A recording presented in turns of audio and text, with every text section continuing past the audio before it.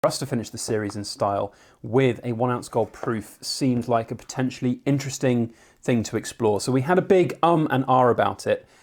Oh, there it is. And I wasn't ready for that. I was just opening it and thinking, yep, I'm just going to keep on talking. But then I saw that for the first time. Goodness me, look at that. That certainly makes the 1/4 ounce golds look very, very small.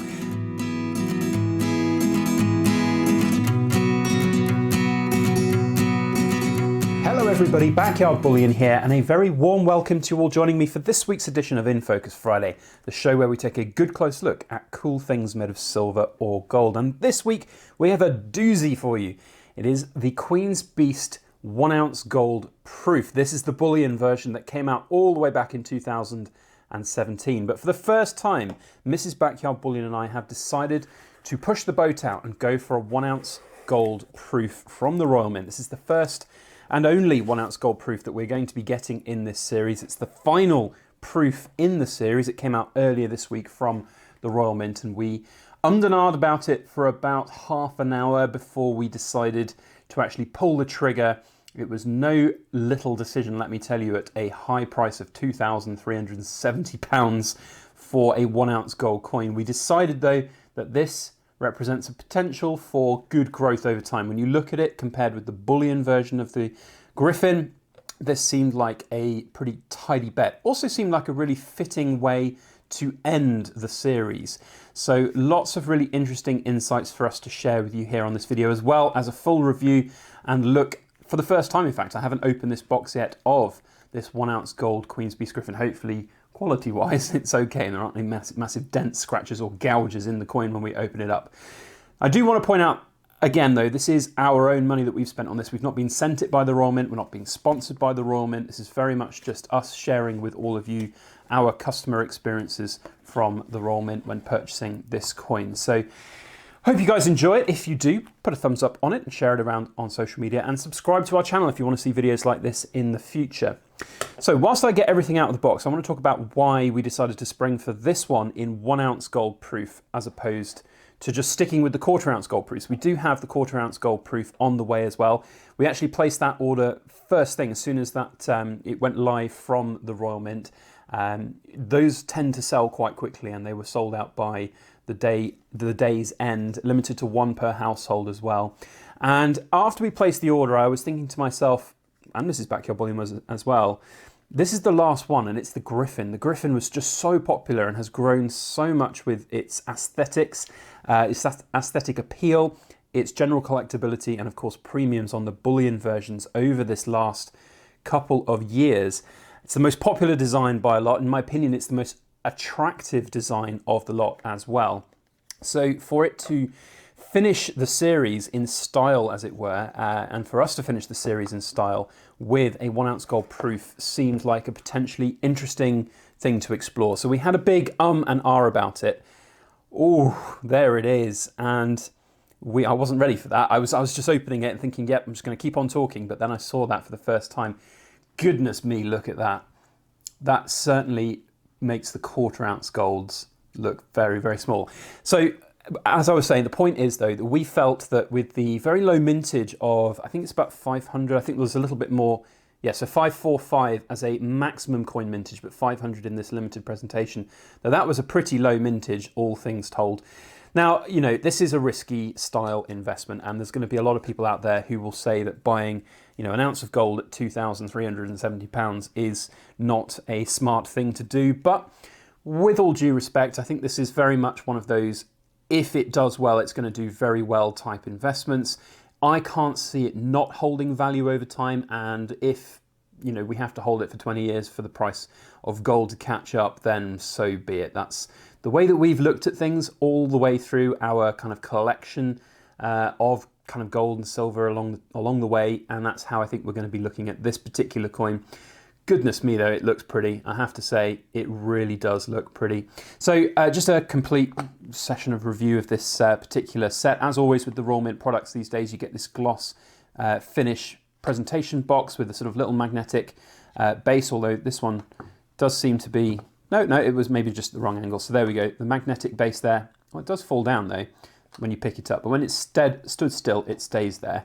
But anyway, a little magnetic display case if you wanted to have these on display, although if you had all 10 of them in the collection and you were putting them up for display, that would be quite the interesting sort of financial decision to take, whether or not you wanted to have close to £20,000 worth of gold, proof gold, on show in, say, your living room or something. But each to their own. I'd like those display cases, but really where all of the action is with the coin itself. And as you can see, let's get the bullion version. Oh, look, a little quality control sticker just fell off the bag. Good to know that quality control is being enacted.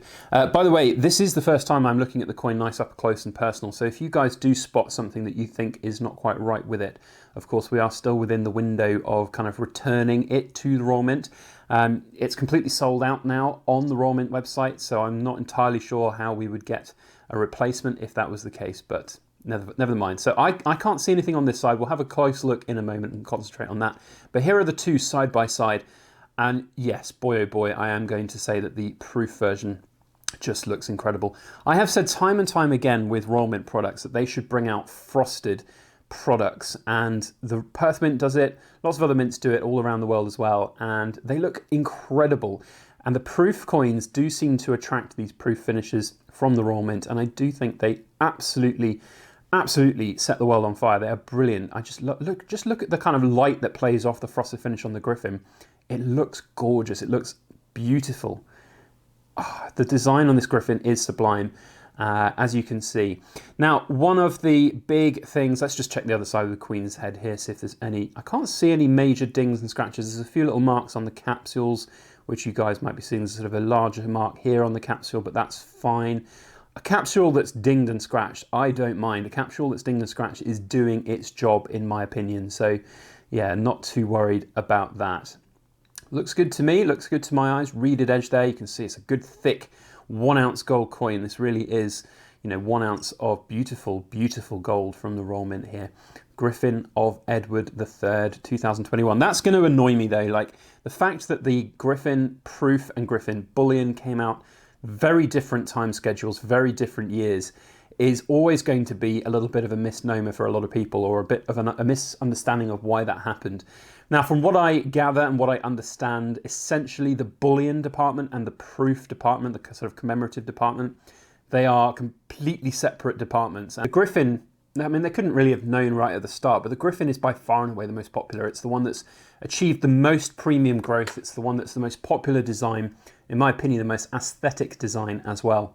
So for the series to finish on the Griffin is a little bit of a kind of high in a certain way, because there are going to be people like me who are out there thinking that this represents a really great way to close out the series.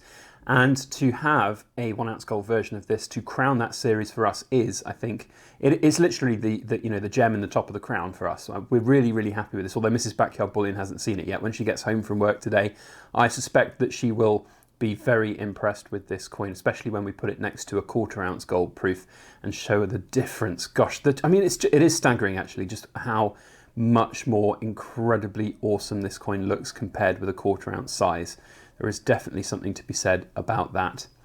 So lots of really interesting things to think about this particular release from the Royal Mint. I am a big fan of all things Queen's Beasts, and in a certain way I am quite sad that the Queen's Beast series has essentially finished. There are a few sort of other things still to come out. The 10 ounce bullion versions are lagging behind the other issues at the moment. So when those will come out and be completed, I'm not entirely sure. I do get asked it so many times on here on the Silver Forum and other platforms.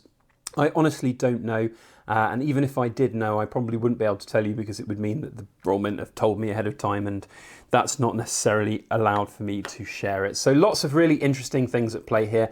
Be very interested to know what you guys think about this particular coin, the 1 ounce gold proof. Have you got one? Were you lucky enough to snag one on the day of release from the Royal Mint? Are you going to look to complete your own 1/4 ounce gold proofs or silver proofs, or do you even have the 5 ounce gold proofs? I know one person who's collecting the kilo gold proofs, and if ever the pandemic ends such that we could perhaps take a little jaunt over the pond to the United States of America, that would be one heck of a video. I know this chap has already given me a standing offer to one day video with his kilo gold proof collection, but that would be a sight to behold. So let me know your thoughts on the Queen's Beast Proof Gold.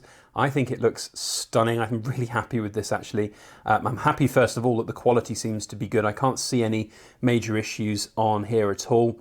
I will have another proper close look with really close-up photos and general looks, but I often actually will look back at the video that I've taken, because this video on a large screen will often pick up anything that I seem to have missed. But there are a few little bits and bobs on the capsule which are shining through onto the coin, but from the best look, in my opinion, this does not look to have any faults, which is of course one of the most important things to look for when you are looking at buying proof coins, and certainly keeping hold of proof coins. So let me know your thoughts on it. Please do comment down below and share your opinions. It'd be very interesting to find out what you guys and gals think of this. If you would like to subscribe and see videos like this in the future, then please make sure you do so. Now, in terms of the future of InFocus Friday, I just wanted to do a very brief update for you all. InFocus Friday has been going now for, gosh, nearly 4 years, something like that. It's really fun for me to do, to showcase things. And in the past, what we used to do was buy in bulk from places like goldsilver.be, European Mint, all the new fun kind of coins. That's not quite so practical right now with new VAT imports and all of that jazz. So what I am looking to do, and I will get your guys' input on this probably in next week's video, is to put a list together of some of the cool new things that are coming out from some of the British retailers out there, and we'll go and buy them. We'll go and buy things that you guys think might be interesting to look at. And then my goal, my plan here would be to actually look to give those away on a week-by-week basis. So, just a little 1 ounce silver thing here and there. I feel like that would be kind of a cool thing to do, get the engagement increasing, and you get a lot more say into what it is.